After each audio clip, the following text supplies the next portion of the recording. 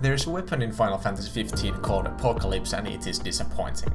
It's supposed to be the ultimate greatsword, but it's outclassed by Hyperion or dual code in every possible scenario. Even its passive skill is atrocious. More damage on low health. Yeah, swinging a slow weapon at low health is a fantastic idea.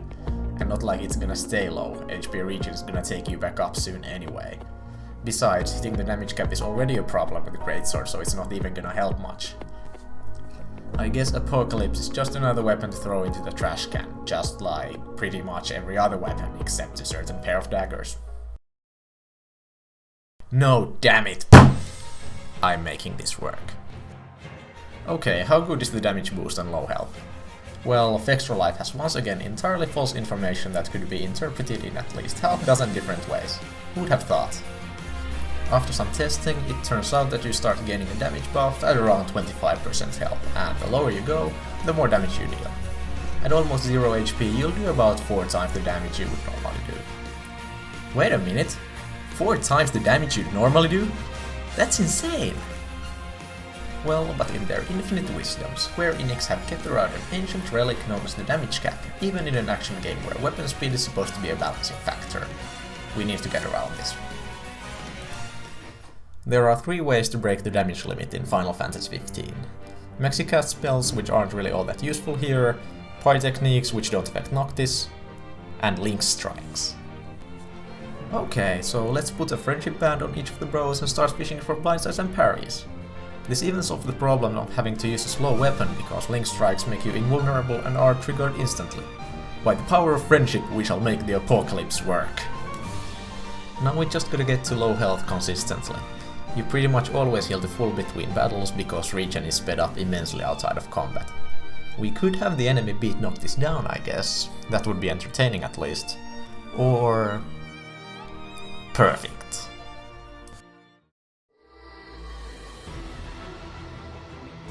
So the Katana of the Warrior or Star of the Rogue would be my first picks for Suicide Royal Arms, but the best one I found was actually Sword of the Wise. And I can already see at least some of my longtime viewers rolling their eyes right now. Yeah, it's my favorite Royal Arm, but this time it's not in the build because I'm biased. The Star and the Katana have one big problem with their warp strikes. They have long recovery times where you can be hit, so once you finally get to critical health, you'll just die. Sword of the Wise on the other hand has complete invincibility in its warp strike. It takes a good chunk of health and it's fast enough so that it can be spammed easily. So stack all the strength you can have, start the fight by spamming warp strikes as if you were using Ragnarok, and then just fish for Link Strikes, and holy shit, the damage is real! Too bad I'm still slowly regening health, so gotta use those Royal Arms every once in a while to keep it low. Not really taking full advantage of the buff either, and... Ignis, where are you? No! Please stop!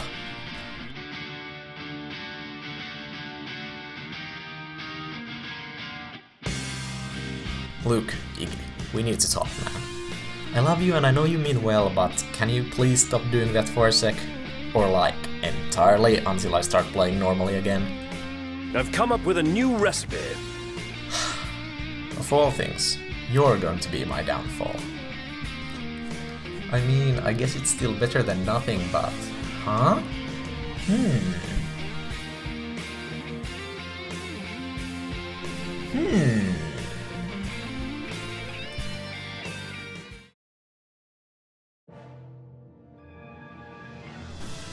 Poisonous enemies sure help, but they're a bit too rare. If only there were a way to inflict poison on myself.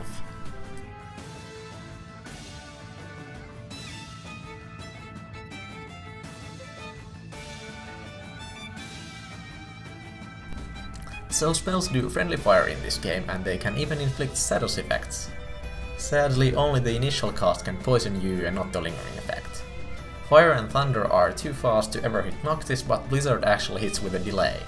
So if you aim it a little bit in front of you and run forward, you can hit yourself with the spell and poison yourself. Hooray! So first spam Royal Arm Warp to get to low health, then cast Blizzard on yourself and...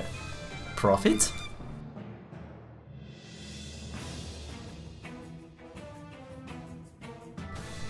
Poison keeps you from regening and takes you all the way down to 1 HP, but it can never kill you, so you'll always get the maximum benefit from Apocalypse.